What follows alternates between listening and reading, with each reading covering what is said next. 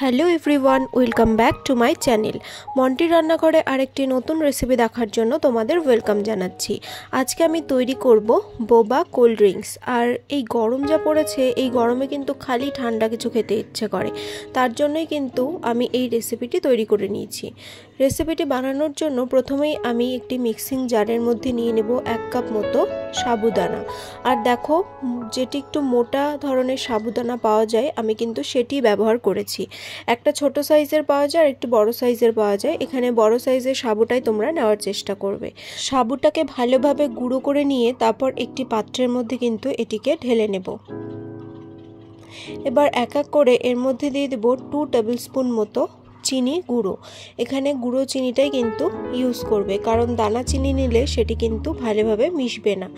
আর দিয়ে দেব 2 table spoon মতো cocoa powder. এখানে তোমরা চাইলে 2 টেবিল স্পুন মতো কোকো পাউডারের সাথে হাফ টিস্পুন মতো কফি পাউডারও কিন্তু ইউজ করতে পারো। এবারে এই সবগুলো উপকরণকে খুব ভালোভাবে মিশিয়ে নিতে হবে। আর সাবুটা গুঁড়ো করার সময় দেখবে সাবুটা যেন খুব মিহিভাবে গুঁড়ো হয়। তো এগুলিকে ভালোভাবে মিশিয়ে নেওয়ার পর এবার একটা ডো তৈরি করব। তার জন্য এর মধ্যে অল্প অল্প করে জল দিয়ে খুব ভালোভাবে কিন্তু এটিকে মেখে নেব। একবারে বেশি পরিমাণ জল দেবে না, তাহলে কিন্তু এটি নরম হয়ে যেতে পারে। একদম অল্প অল্প করে জল দিয়ে টাইট করে কিন্তু এই ডোটিকে মেখে নিতে হবে।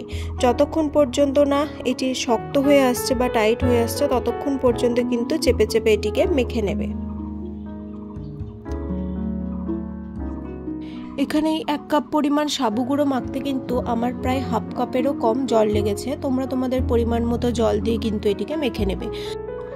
এবারে এই সাবুর ডোটা থেকে ছোট ছোট গুলি করে নেব। একদম ছোট ছোট গুলি করবে, তারপর সেটিকে হাতে পাকিয়ে একদম মসৃণ করে নেবে, যাতে কোনো এবড়ো খেবড়ো ভাব না থাকে। এটিকে কিন্তু খুব প্লেনভাবে গুলি করতে হবে। আমি তোমাদের কয়েকটা গুলি করে দেখাচ্ছি, ঠিক এভাবেই কিন্তু এগুলিকে গুলি করে নেবে। এখানে এই গুলিগুলোর সাইজ একটু বড় মনে হতে পারে, কিন্তু তোমরা এই গুলিগুলো থেকেও কিন্তু দুটো বল কেটে নিতে পারো, এর থেকেও কিন্তু ছোট তোমরা গুলি করতে পারো। তো এভাবে আমি এই সম্পূর্ণ ডো থেকে কিন্তু গুলি কেটে নেব।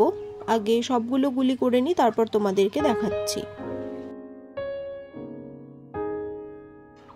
আর এই বলগুলোকে কিন্তু তোমরা অনেক দিন পর্যন্ত ফ্রিজে স্টোর করে রাখতে পারো।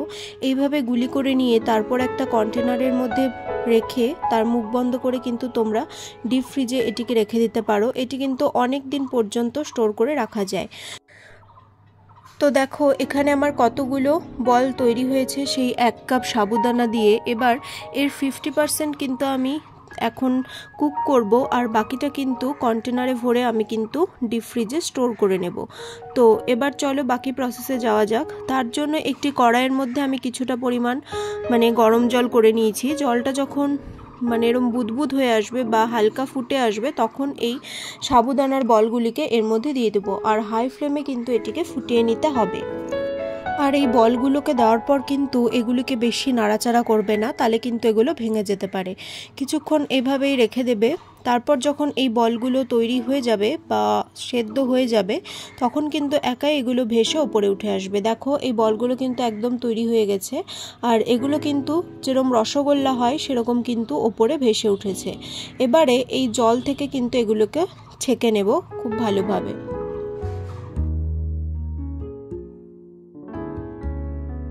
তো সবগুলো বোবা বলসকে কিন্তু ছেঁকে একটা বাটির মধ্যে নিয়ে নিয়েছি। এবার এটিকে ক্যারামেলাইজড করব। তার জন্য একটা কড়াইয়ের মধ্যে 2 টেবিল স্পুন মতো চিনি নিয়ে নেব। আর এই চিনিটিকে হাই ফ্লেমে কুক করব যতক্ষণ পর্যন্ত না কিন্তু এটি লাল লাল হয়ে আসছে। তো দেখো, এভাবে নাড়তে নাড়তে কিন্তু এটি লাল লাল হয়ে আসবে, এটি ভালোভাবে ফুটে আসবে। এই সময় কিন্তু এর মধ্যে একটু জল দিয়ে দিব, খুব সামান্য, 1 থেকে 2 টেবিল স্পুন মতো জল দিলেই কিন্তু হয়ে যাবে। এবারে খুব ভালোভাবে এইভাবে নেড়ে নেব। তারপর যে বোবা বলসগুলোকে তৈরি করে রেখেছিলাম সেগুলিকে কিন্তু এর মধ্যে দিয়ে দেব। তোমরা যে বলগুলোকে স্টোর করবে ফ্রিজে, যখন ওগুলো আবার খাবে বা তৈরি করবে, তখন কিন্তু এই ফোটানো থেকে প্রসেসটা তোমাদের করে নিতে হবে। এবারে এটিকে ভালোভাবে এই সিরাপের সাথে ভালোভাবে মিশিয়ে নেব। তারপর এটিকে নামিয়ে রেখে দেব। কয়েক সেকেন্ড এভাবে না নেড়ে চেড়ে নিলেই কিন্তু হবে, খুব বেশি কিন্তু এটিকে কুক করার দরকার নেই। তারপর কিন্তু এটিকে ঠান্ডা করে নিতে হবে।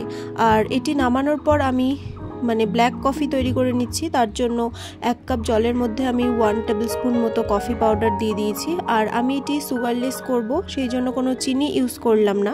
তোমরা কিন্তু এর মধ্যে যে যেমন মিষ্টি খাও সেই হিসাবে কিন্তু চিনি নিয়ে নেবে। তো চলো এবার এই কোল্ড কফিটাকে তৈরি করি। তার জন্য 2টো কাচের গ্লাস নিয়ে নিয়েছি। এবার এর মধ্যে দিয়ে দেব প্রথমেই কিছুটা পরিমাণ বরফ। আমি একটু অল্প পরিমাণে বরফ দিয়েছি, তোমরা চাইলে আর একটু বেশি করে বরফ দিতে পারো। এরপর যে বোবা বলসগুলোকে তৈরি করেছিলাম সেগুলিকে 2 টেবিল স্পুন করে এই গ্লাসের মধ্যে দিয়ে দেব, একটি গ্লাসে 2 টেবিল স্পুন করে বোবা বলসগুলোকে দিয়ে দেব। আমার এই বলসগুলো কিন্তু তৈরি করা বেশিক্ষণ হয়নি, তাই এগুলো খুব ভালোভাবেও যে ঠান্ডা হয়েছিল তা না, তোমরা ঠান্ডা করে তবেই কিন্তু এর মধ্যে দেবে। এবার এর মধ্যে দিয়ে দেবো কিছুটা পরিমাণে চকলেট সিরাপ। আমার কাছে চকলেট সিরাপ ছিল না, তাই আমি একটি ডেরি মিল্ককে ভালোভাবে গলিয়ে তারপর এর মধ্যে দিয়েছি। এবার এই যে ব্ল্যাক কফিটা তৈরি করে রেখেছিলাম সেটিকে খুব অল্প পরিমাণে কিন্তু এর মধ্যে দেব, ধরো এই হাফ কাপেরও কম, চায়ের কাপের হাফ কাপ মতোই এর মধ্যে দেব। তারপর এর মধ্যে দিয়ে দেব একদম ঠান্ডা করে নেওয়া দুধ। এই দুধটিকে কিন্তু আমি ভালোভাবে ফুটিয়ে তারপর ফ্রিজে রেখে ভালোভাবে ঠান্ডা করে নিয়েছি। তো এই দুধটিকে পরিমাণ মতো এর মধ্যে দিয়ে দেবো। আর দুধটি ঢালার সময় দেখো কিছুটা পরিমাণ দুধ কিন্তু পড়ে গেছিলো, তোমরা সাবধানে কিন্তু দুধটি ঢালবে। আর এটিকে ডেকোরেট করার জন্য তোমরা অনেক কিছু তোমাদের পছন্দ মতো ইউজ করতে পারো, যেমন চকলেট সিরাপ বা স্প্রিঙ্কলস দিতে পারো ওপরে।